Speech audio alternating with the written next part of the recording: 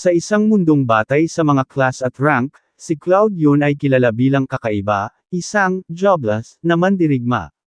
Kahit wala siyang formal na klase, taglay niya ang isang espesyal na sistema na nagbibigay sa kanya ng kakayahang gamitin ang mga batayang kasanayan ng iba't ibang propesyon sa mas mataas na antas.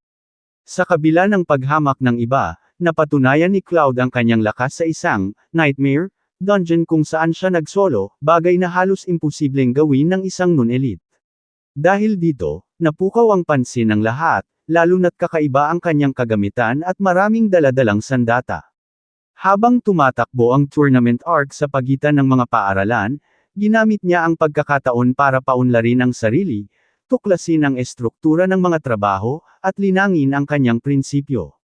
Tumanggi siyang gamitin ang kasikatan para sa pansariling kapakinabangan at patuloy siyang ipinagtanggol ng mga taong naniniwala sa kanyang independenteng landas, lalo na ang diin ng kanyang paaralan. Sa umpisa ng tagpo, tila isang normal na araw sa lungsod. May mga matataas na gusali at abala ang mga tao sa kani-kanilang lakad. Tumunog ang school bell, senyales ng simula o pagtatapos ng klase.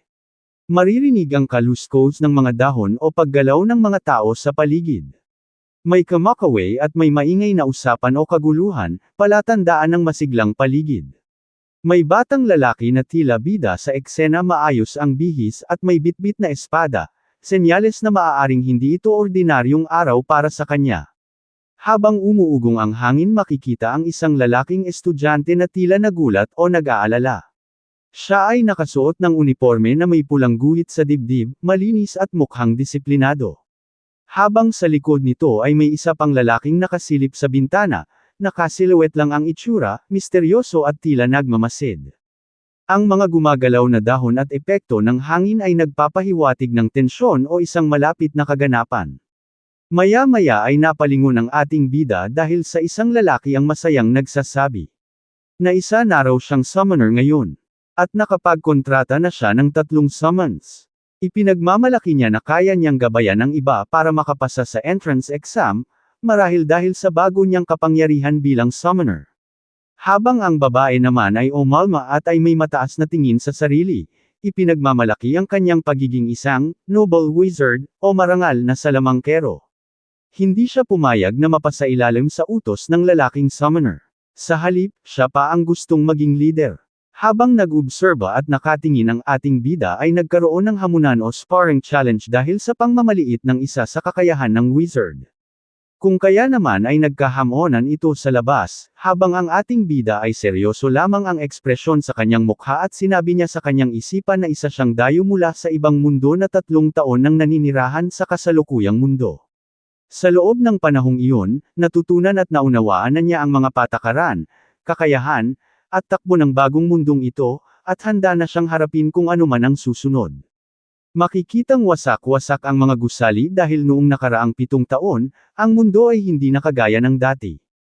Isang malaking pangyayari ang nagdulot ng pagsanib ng tunay na realidad at isang mundo ng laro, dahilan upang magbago ang lahat.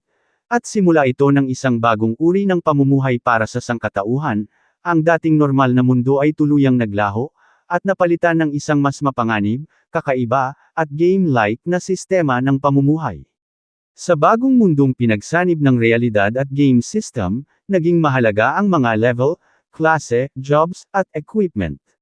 Hindi na mahalaga kung sino ka dati, ngayon, sinusukat ang halaga ng tao base sa stats at gear niya, parang sa RPG games. Ang bawat pag-level up ay literal na nagpapalakas sa katawan at kakayahan ng tao. Dahil sa bagong sistemang parang laro, naging posible ang makakuha ng di pangkaraniwang lakas gamit ang mga class at skills.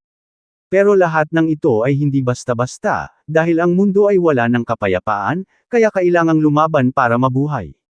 Ang dating mga halimaw na parte lang ng laro ay naging totoo at sumalakay sa mundo ng mga tao. Kasama nila ang kawasak at kaguluhan, kaya't nagsimula ang isang bagong panahon ng gulo at labanan. Ang bida ay tila napapaisip at nahuhumaling sa bagong mundong ng panganib pero nagbibigay ng kapangyarihan.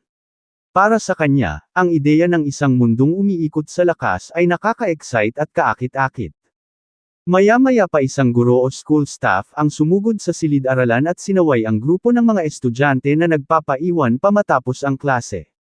Pinapaalala niya na baka nag-aalala na ang kanilang mga magulang, kaya kailangan na nilang umuwi agad.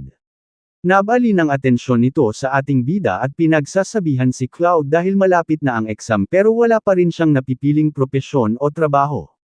Nababahala ang guro dahil baka maging tambay ang ating bida at mapariwara ang landas ng buhay niya. Patuloy na pinagsasabihan si Cloud ng isang nakatatanda tungkol sa panganib ng pagiging jobless. Ipinapaliwanag niyang kahit may konting skills ang walang trabaho, mahina lang ito at lumalaki ang dehado habang tumatagal. Pinapaalala rin niya na mas malaki ang benepisyo ng may trabaho, lalo na sa stats at skills kada pag-level up. Pinipilit pa rin ng matanda ang ating bida na pumili na ng trabaho dahil sigurado raw siyang magtatagumpay ito.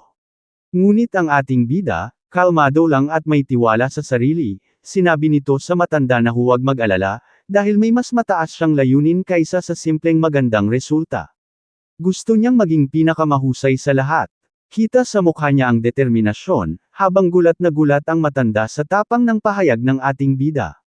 Habang iniisip ng lahat na kailangan muna ng trabaho para mag-level up o makakuha ng abilidad, may sikreto ang ating bida, isang sistema na nagbibigay sa kanya ng skill at stat points kahit hindi pa siya pumipili ng propesyon. Malinaw na meron siyang natatanging advantage. Matapos noon at kinabukasan dahil kailangan magpalakas matagumpay naman na natapos ng ating bida ang isang matinding physical training routine, takbo, push up, sit up, at squat ng tig 100. Palatandaan ito na determinado siyang lumakas gamit ang sistema na tumutulong sa kanya.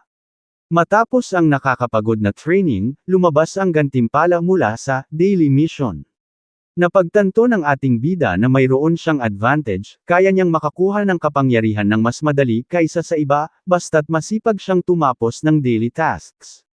Fireball, Flash, Water Elemental, Arcane Blast, Fatal Blow, Precision, Fire Trap, Rapid Shot, Windwalk Slash, Phantom Steps, Divine Praise, Quick Reload, Dual Wield.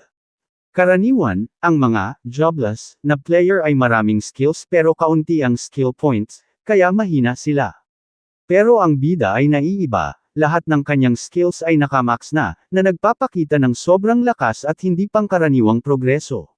Dahil sa daily system rewards, nakakakuha siya ng maraming skill points na hindi makukuha ng karaniwang tao. Hindi na mahalaga kung anong trabaho o class siya dahil lahat ng skills ng iba't ibang job classes ay kaya niyang i-max, na nagiging dahilan para siya ay maging halos makapangyarihan sa lahat. Pagkatapos ay max out ang halos lahat ng skills mula sa iba't ibang klase, napagdesisyonan ng bida na ituon naman ang pansin sa pagpapalakas ng stats. Dahil tuloy-tuloy ang pag-ani niya ng skill points mula sa system, mabilis siyang lumalakas, parang cheat mode sa isang RPG. O diba astig easy? Habang lumalakad siya sa parke, lumilitaw ang stats panel na parang hologram, ngunit tanging siya lang ang nakakakita nito. Tuwang-tuwa ang ating bida sa system na parang RPG interface. Bukod sa madali itong gamitin, ito rin ay invisible sa ibang tao, kaya hindi siya mabubuking o mapapahamak, perfect para sa isang taong gustong maging overpowered ng palihim. Dito ay sinabi ng ating bida na gaya ng dati, magdadagdag pa siya ng tig 2 puntos sa bawat stat. Habang tinatap niya ang dagdag 2 para sa physical ATK, magic ATK, at defense. Sambit pa niya habang seryoso. At ito daw, ang landas patungo sa gantimpala, ay hindi lang limitado sa mga pang-araw-araw na misyon. Habang tinitingnan ng screen, dagdag niya. Tumataas ang gantimpala ko kasabay ng pagbuti ng resulta ko. Hindi pa ako kailanman binaygo ng sistema. Kasabay ng malakas na hangin at seryosong tingin niya, sumigaw siya. At sinabi nitong ang pinakamataas na pwesto daw ay sa kanya sa wakas. Lubos ang tiwala ng bida sa system, lagi siyang ginagantimpalaan kapag nagsisikap siya. Kaya buo ang loob niyang makuha ang top rank, parang isa siyang player na determinado maging number 1 sa isang game-like na mundo. Kinabukasan, nagsimula na ang isang mahalagang yugto. 3 makapangyarihang pinto ang bumukas sa harap ng mga kalahok, senyales ng isang bagong pagsubok o laban. Lahat ay nakatuon ng pansin sa mga pintuang iyon. Isa sa tatlong mahiwagang pinto ang tumambad ng mas malapit sa lahat. Ang disenyo nito ay nakakakilabot, may anyo ng ulo ng demonyo at pinalilibutan ng kakaibang enerhiya. Habang papalapit na ang pagsisimula ng hamon sa loob ng mahiwagang pintuan, binibigyan pa ng huling paalala ng guro ang mga estudyante.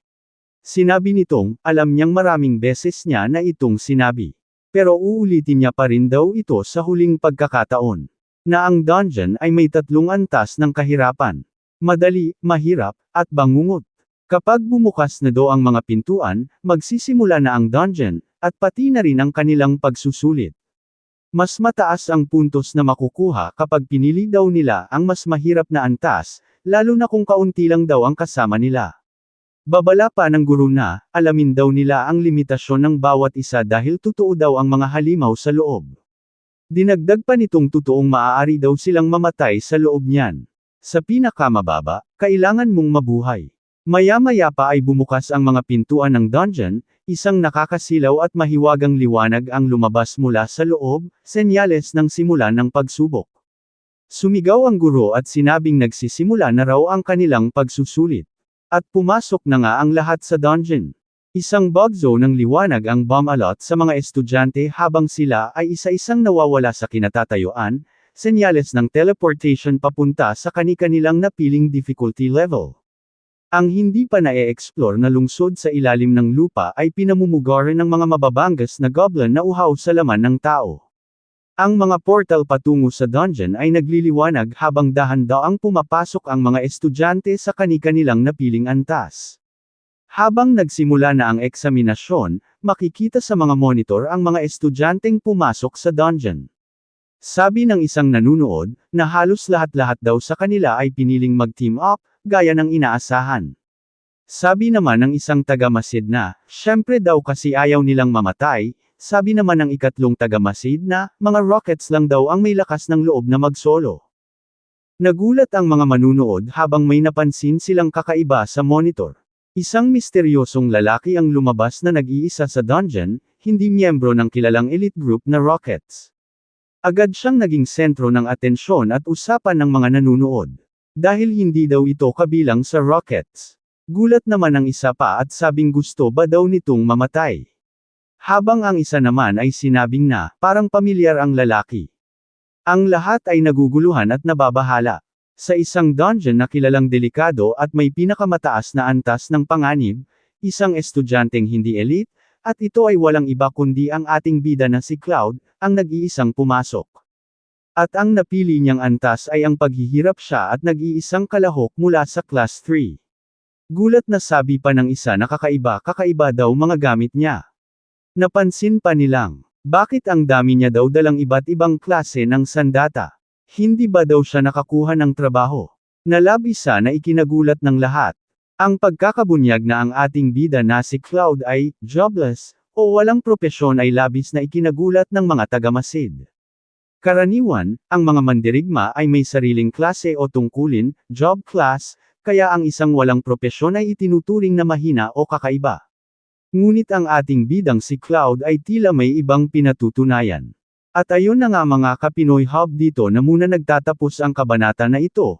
Kung nais mong ipagpatuloy ko to, don't forget to subscribe at mag-iwan ka na rin ng comment sa ibaba. Maraming salamat po.